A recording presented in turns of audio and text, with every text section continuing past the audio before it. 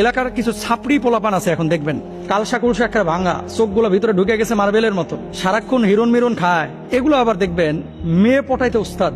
এলাকার যেগুলো সম্ভ্রান্ত মেয়ে, এরা কেমনে যেন এই কালসা ভাঙা পোলাপান এগুলো পটায় ফেলায়। কিন্তু যেটা মেডিকেলে পড়ে, যেটা ডাক্তার, যেটা ইঞ্জিনিয়ার, এরা আবার মেয়ে টেনে এতটা ভাবে না। অনেকে এদের কপালে একটু কালো অথবা একটু মোটা মেয়ে আসে, কিন্তু দিনদার হলে এদের পরিবারগুলো সুখের একটা মাধ্যম হয়ে দাঁড়ায়। কালসা ভাঙা হলেই বা চেহারা সুরত খারাপ হলেই সুন্দর পরিবার গড়া সম্ভব হবে না, ব্যাপারটা এরকম না। আমাদের মূল সমস্যাটা হচ্ছে ছেলে এবং মেয়ে দেখার ক্ষেত্রে প্রথমত আমরা দেখি ছেলে করে কি আর মেয়ে করে কি। আরেকটা জিনিস আমরা প্রায়োরিটি দিই, সেটা হচ্ছে চেহারা। এই যে যারাই শুধুমাত্র টাকা আর চেহারা দেখে বিয়ে করছে, এই প্রত্যেকটা ধরা খায়, প্রত্যেকটা।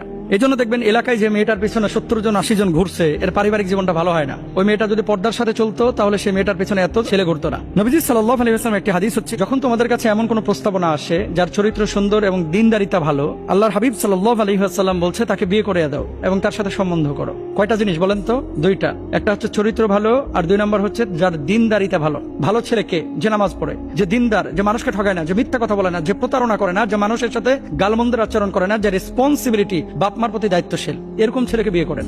এখন আপনারা শুধু দেখছেন ডাক্তার, শুধু দেখছেন ইঞ্জিনিয়ার, দেখছেন বিশাল পয়সাওয়ালা চেয়ারম্যান সাহেবের ছেলে। টাকা দিয়ে সুখী হওয়া যায় না।